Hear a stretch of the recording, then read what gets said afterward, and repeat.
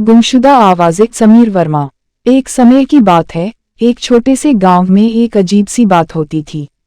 गांव के लोगों की आवाज़ें अचानक गायब हो जाती थीं। ऐसा अचानक होता था कि किसी को भी कोई आशंका नहीं होती थी।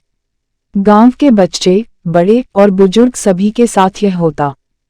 एक दिन एक छोटी सी बच्ची, मीना, जो कि स्कूल में अभी पढ़ाई शुरू करती थी, उसकी आवाज़ भी गायब हो गई।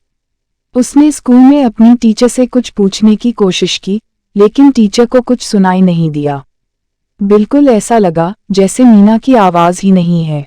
मीना की माँ जब इस बात को सुनी तो वह परेशान हो गई। वह जानती थी कि गांव में अब तक कई लोगों की आवाज़ें गायब हो चुकी हैं। वह चाहती थी कि किसी को उसकी बेटी की मदद करे। एक दिन गांव के लोगों ने एक सभा बुलाई, जिसमें वह चर्चा करने के लिए आए कि आखिर इस मुद्दे को कैसे हल करें।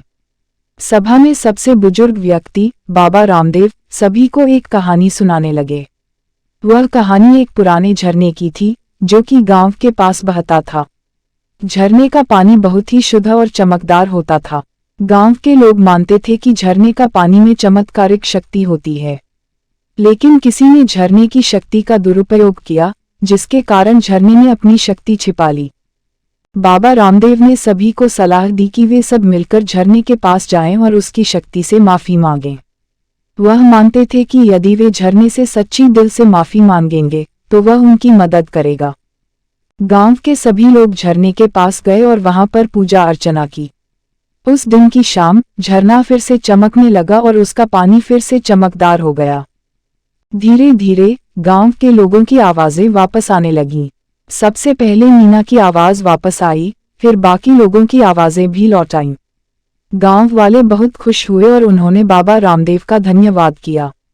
गांव के लोगों ने समझा कि झरने की शक्ति का सम्मान करना चाहिए और कभी भी उसका दुरुपयोग नहीं करना चाहिए। उन्होंने अपनी गलती से सीख ली और वचन दिया कि वे हमेशा झरने की शक्ति का सम्मान करेंगे।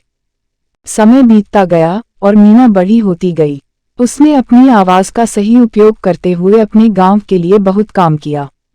वह स्कूल में बच्चों को पढ़ाती थी और अपनी आवाज़ का उपयोग करते हुए गांव में जागरूकता फैलाती थी।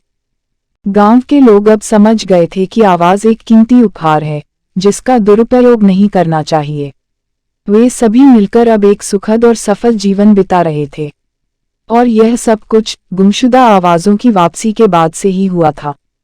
मीना और गांव के लोग अपनी आवाज़ों की अहमियत को समझ गए थे।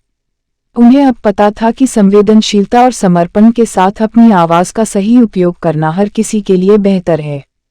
और इस तरह गांव के लोगों ने एक नई दिशा में बदलाव लाया। आवाज़ों की वापसी ने न केवल गांव के लोगों को एकजुट किया, बल्कि उन्हें जीवन की कई नई मूल्यों और अच्छाई की ओर ले गई।